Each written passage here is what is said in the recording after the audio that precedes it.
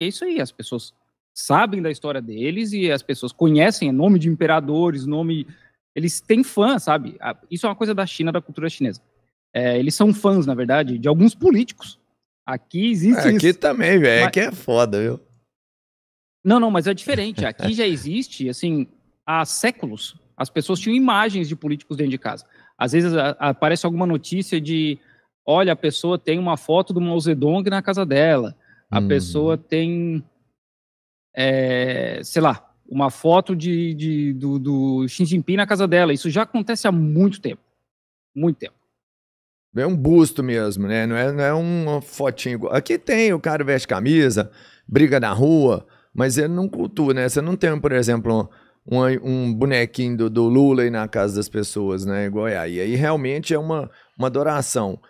Mas é entendível, porque o que você tem aí de político é que o cara tem um currículo, uma história, ele realmente já contribuiu o suficiente para ser admirado, não? Não é por isso? Não é fanatismo, é uma retribuição pelo serviço prestado, talvez? É cultura diferente, às vezes, né?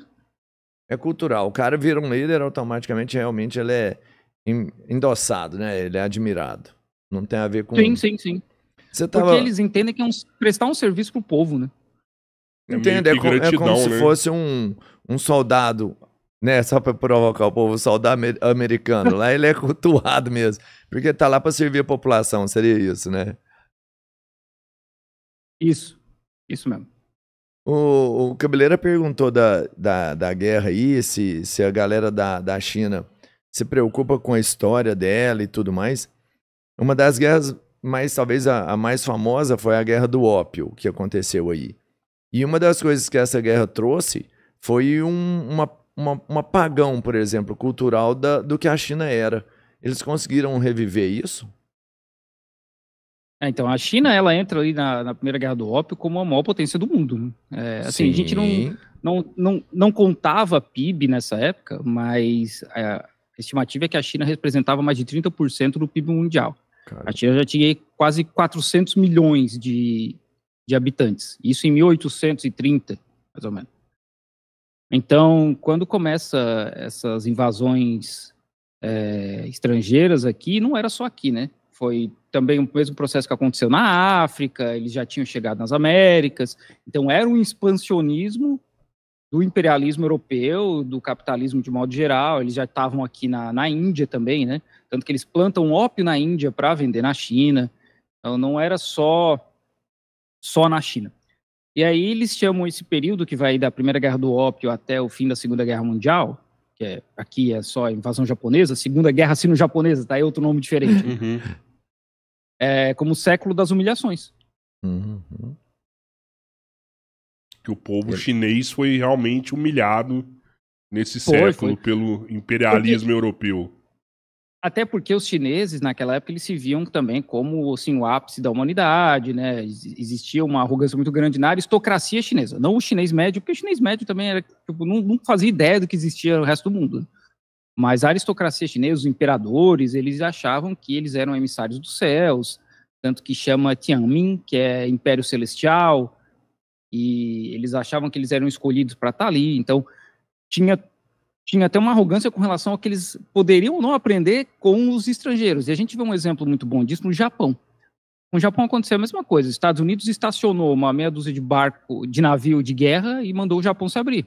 Foi literalmente assim, né? A diplomacia da canhoneira. E os japoneses viram isso e pensaram, bom, a gente pode aprender com esses caras. E eles realmente aprenderam, né? Tanto que eles invadiram a China depois. A China não. A China viu isso tudo e falou, não, a gente não tem nada para aprender com eles. Quem ensina a gente são outras pessoas. Caramba, é a nossa própria cultura de 5.000 anos. Né? E essa invasão japonesa na China foi influenciada pelos Estados Unidos também? A primeira, não sei. A primeira, mais o expansionismo japonês, né? Era uma conquista de território mesmo. Essas ideias de eugenia, de raça superior, chegam no Japão com os ocidentais. Sabe, aquelas ideias que vão alimentar o Hitler depois, o fascismo europeu, elas chegam no Japão junto com os ocidentais, e aí começa ali o pessoal que era imperialista, que queria fazer... Porque o Japão não tem muitos recursos naturais, então eles... Bom, a gente tem que tomar de alguém, né? Eles começam esse processo de industrialização, de militarização, e usam essa parte da eugenia, de nós somos a raça superior, para começar a invadir. Eles vão para a Coreia, que era um estado tributário da China. E aí eles invadem a Coreia, transformam a Coreia num campo de trabalho forçado gigante. E depois, só consequência, foi expandindo para outros territórios. Isso. E demorou décadas para os chineses expulsarem os japoneses aí, né? Porque a China, primeiro, né, estava muito atrasada com relação a essa questão de tecnologia armamentista, tecnologia industrial.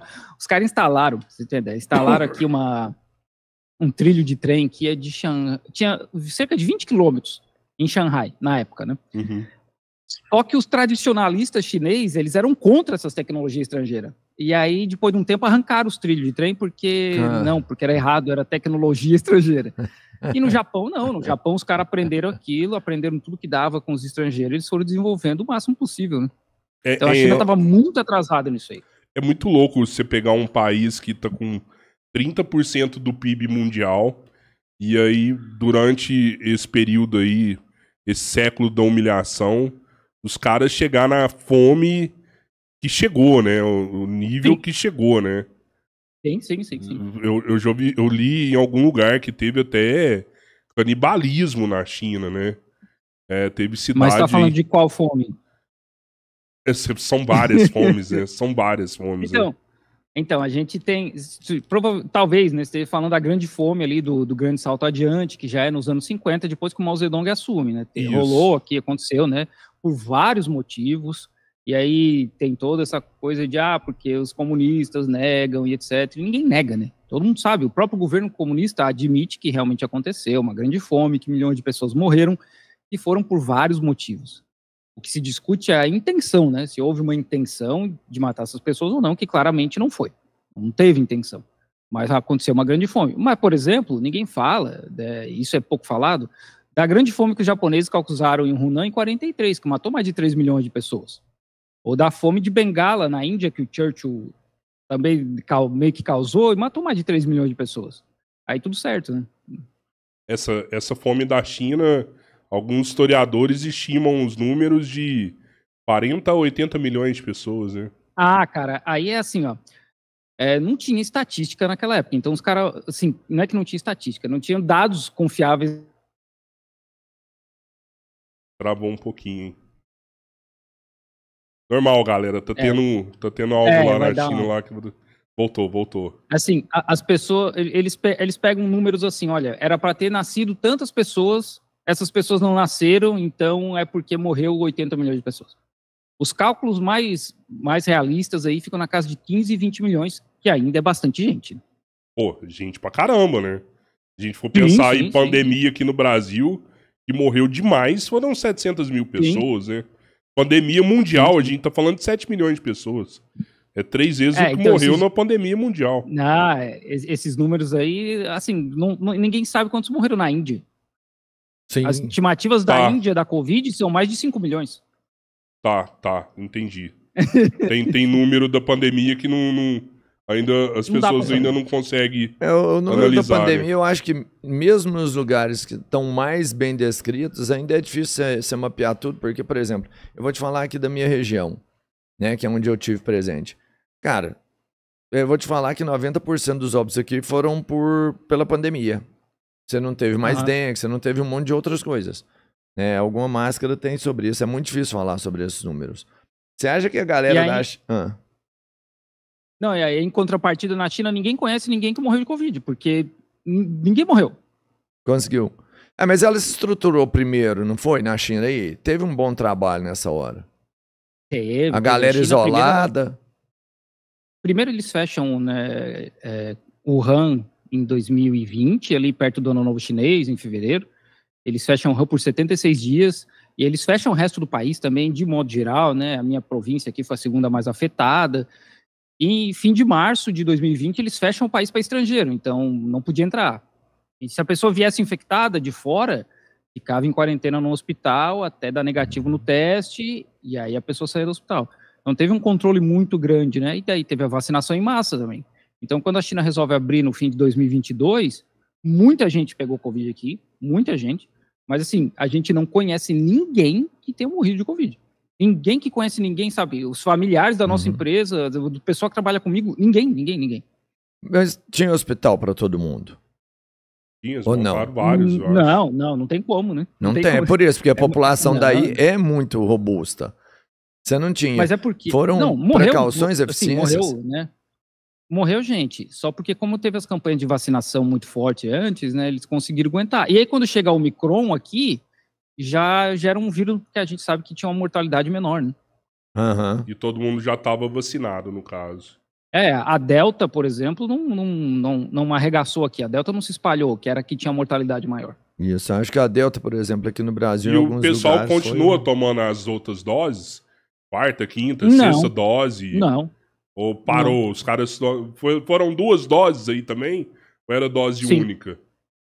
É só 2. 2 doses, aí depois ele não tomou a terceira, não tomou a quarta? Cara, eu acho que idosos teve para a quarta, mas... Não tem, eu nunca mais vi campanha de vacinação. Pode ser que tenha acontecido alguma campanha em chinês, mas assim, na época as empresas incentivavam o pessoal a tomar vacina, né? Até porque para a empresa não é bom que a pessoa fique doente, afastada por, sei lá, 15 dias. Então, eles incentivavam. Né? Mas era um incentivo ou uma obrigação? Não, era Você só não incentivo. Era obrigado a tomar? Não. Eu conheço gente que nunca vacinou. Não vacinou. Podia não foi pegar problema. Um voo, podia... Não foi problema pra ele aí. Em termos de quê? Na empresa, né? Sei lá, teve uma retaliação da empresa. Aqui no Brasil, por exemplo, policiais militares, se o cara não vacinava, ele poderia perder algum benefício de aposentadoria se acontecesse alguma coisa com ele. Então, assim, não era obrigado, mas aí o cara ia lá porque ele não queria correr esse risco, né? Mas tinha uma diferença, assim, aqui na China, como a China estava fechada para a entrada de estrangeiro, a gente sabia a quantidade de casos diários, assim, 5.433, sabe? Era um negócio assim, era absurdo. Certinho. Era absurdo, porque o governo controlava tudo, ninguém entrava com Covid. Para poder voar para a China, você tinha que fazer teste antes de voar. Sim. E aí, se dava positivo, tu nem entrava no avião. O teste era aquele swap nasal também? Sim. Não, velho, aquilo lá me judiou, hein? Caraca. Ou na garganta, né? No nariz ou na garganta. Não, o da garganta era pior, eu preferi o do nariz. Da garganta me dá um vômito ali, velho. Chorando, e a moça fala, não, segura, tem que fazer aqui. E criança também chegou a vacinar aí também, na China? Sim. Da população inteira. Claro. E aí resolveu o problema, né? Pô, foda isso aí. Diz que tem eu ouvi comentários de um novo vírus aí. Você tem algum boato aí de vírus? Alguma coisa não. assim? Isso aí, assim, todo inverno